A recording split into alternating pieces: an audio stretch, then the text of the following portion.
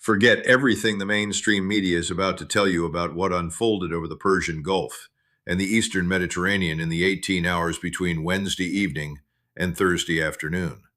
Because what Iran just did, and I mean just did, is not another escalation in a long attritional regional war. What happened across those 6 coordinated waves is a strategic inflection point that has fundamentally exposed the arithmetic problem at the heart of American missile defense doctrine. By the time I'm done walking you through this, you are going to understand exactly why 18 hours may have done more to reshape the calculus of every Pentagon planner than the previous 18 months of this entire conflict combined. 800 ballistic missiles, 6 waves, 18 hours. Let those numbers sit with you because the press is going to report them as if they are simply a larger version of strikes we have seen before, and they are not. They are categorically different. The first wave launched at 21:34 local time Wednesday evening. The sixth and final wave terminated at 15:47 Thursday afternoon. In between those two timestamps, U.S. and Allied air defense networks across the theater consumed their available interceptor inventory at a rate that internal estimates put it somewhere between 70 and 85% depletion of theater-level stocks. Not magazine depletion on individual hulls. Theater stocks, the pre-positioned, forward-deployed, war reserve interceptor inventory that the entire regional defense architecture was designed around. It is not low. It is not strained. It is, by any operational definition, gone. I want you to sit with that for a moment, because I have spent a long time in the rooms where missile defense doctrine gets debated, and I can tell you that the entire architecture of layered air and missile defense in the U.S. Central Command area of responsibility was built around a single foundational assumption: that no adversary in the region could generate a sustained launch volume sufficient to outpace our interceptor expenditure. That assumption was the load-bearing wall of the entire doctrine. Iran just put 800 missiles through it in 18 hours, and the wall did not hold. Let me explain what was actually flying, because the mix matters more than the headline number. Of the 800 inbound, approximately 340 were Fateh 110 short-range ballistic missiles and their longer-range Zulfiqar variants, weapons with a circular error probable of under 30 meters, and warheads in the 500-kilogram class. Another 280 were Shahab-3 and Ghadr medium-range ballistic missiles, hitting targets across the Gulf Basin with terminal velocities that strain even the most capable upper-tier interceptors. The remaining inventory, roughly 180 missiles, was a mix of Khaibar Shakan and the Hajj Qasim family, solid-fueled, road-mobile, with maneuvering reentry vehicles designed specifically to defeat the engagement geometry that Patriot PAC-3 and THAAD batteries were optimized around. For those of you who didn't spend years inside the targeting and intercept community, let me translate. A maneuvering reentry vehicle changes its flight path in the terminal phase. It does not arrive on the predictable ballistic trajectory that classical interceptor guidance was designed to engage. Engaging it consumes more interceptors per inbound, sometimes 2, sometimes 3.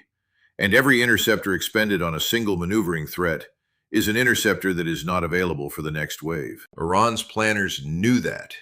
I am telling you, they knew it down to the per-target expenditure ratio. The wave structure proves it. Wave 1 at 21:34 was 95 missiles, heavy enough to force every battery in the theater into full engagement, light enough to be absorbed by the magazines at hand. Wave 2 at 23:50 was 120 missiles, arriving while reload crews were just beginning to cycle. Wave 3 at 02:15 Thursday morning was the largest, 195 missiles, hitting at the deepest point of the human performance curve, 2 o'clock in the morning, when even the most disciplined crews are operating at the bottom of their cognitive capacity. Wave 4 came at 06:40, 140 missiles timed to the shift change.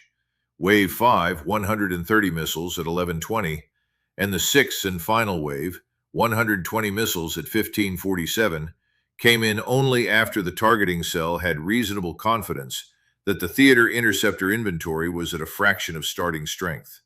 That is not a barrage. That is a depletion algorithm executed in physical space. and the people who built it understood the curves they were attacking. And here is why that matters, and I need you to stay with me, because this is the part the press will not have the technical depth to explain. A Patriot PAC-3 battery carries a finite load of interceptors.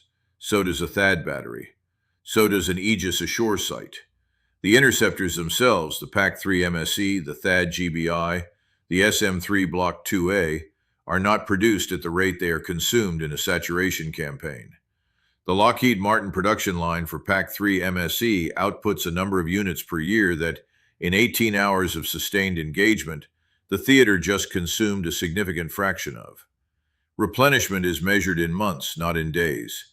The unit cost runs into the millions per round. And the strategic stockpile that exists to backfill theater expenditure is itself finite, drawn down by years of transfers to multiple active conflicts, and cannot be reconstituted on a timeline that matters to the commander on the ground tonight. I want you to understand what this does to a defense posture, because the missiles that got through, and a meaningful number got through, are not the most consequential outcome of these 18 hours. The most consequential outcome is that every adversary on Earth now has a documented case study of how to defeat the most advanced layered air and missile defense system ever fielded. They saw the wave structure. They saw the timing. They saw the mix of conventional and maneuvering threats. They saw the theater inventory drawn down to a level at which the next inbound, whenever it arrives, will be engaged with a defensive arithmetic that no longer works in the defender's favor. That lesson is now public knowledge in every general staff from Pyongyang to Caracas, and it cannot be unlearned. Stay with me, because the timing of the sixth wave is where the planning becomes almost surgical. Wave 6 terminated at 15:47 Thursday afternoon. That is not random. At 15:47 Eastern Mediterranean time on Thursday, multiple things were happening simultaneously that the targeting cell appears to have understood with disturbing precision. It was inside the window during which forward-deployed C-17 logistics flights carrying replacement interceptors from CONUS depots had not yet arrived at their forward staging fields. It was during the watch transition at the Combined Air Operations Center.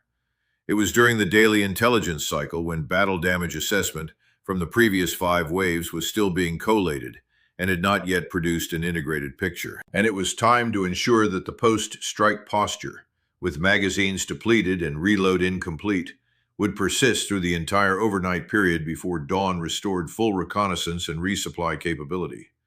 Iran did not pick 1547 because it was convenient. Iran picked 1547 because at that exact moment, the recovery curve of the defensive architecture was at its steepest and longest. Having been there myself, having sat in the rooms where these recovery curves get briefed in peacetime exercises, I can tell you what happens in those rooms tonight. The conversation is not about retaliation.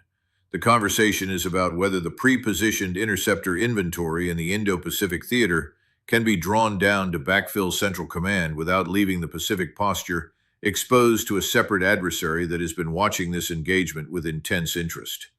That is a global allocation problem, not a regional problem. And the answer that emerges from those rooms in the next 48 hours will tell you whether the United States believes it can continue to underwrite missile defense commitments across multiple theaters simultaneously, or whether the arithmetic is finally forced a choice that no American administration has ever had to make. You think you've heard the worst of it? You haven't. Because the depletion is now driving a cascade that is being managed in real time across at least 4 separate decision frameworks. The forward deployed forces in the theater are operating tonight with a defensive posture that is a fraction of what it was 24 hours ago, which means every additional Iranian launch arrives against a thinner shield. The allied partners in the region, the Saudi installations, the Emirati infrastructure, the bases that host U.S. personnel across multiple host nations, are now calculating their own exposure under an interceptor regime that is no longer what they signed force protection agreements assuming. The strategic stockpile drawdown means commitments to Ukraine, to Taiwan contingency planning, to NATO Eastern Flank reassurance, are now under quiet review at a level above the operational chain. And the industrial base, the production lines that build these interceptors, are being asked questions about surge capacity that the answers to are not going to be what the policymakers want to hear. Each of those cascades was being managed sequentially in pre-strike planning. They are arriving simultaneously now, and the bandwidth was never built for simultaneous arrival. What the mainstream media will not tell you, because they do not have the institutional memory to see it, is that the warning signs of this exact scenario have been in classified threat assessments for at least 7 years. People in the room knew. The arithmetic was always going to break at some launch volume sustained over some duration. The only question was whether the adversary would ever achieve the inventory and the doctrinal sophistication to execute the saturation profile that the math predicted. As of 1547 Thursday afternoon, that question has been answered. Iran has the inventory. Iran has the doctrine. Iran has a demonstrated will to expend 800 missiles in 18 hours to prove a point that every other adversary on Earth was waiting to see proven.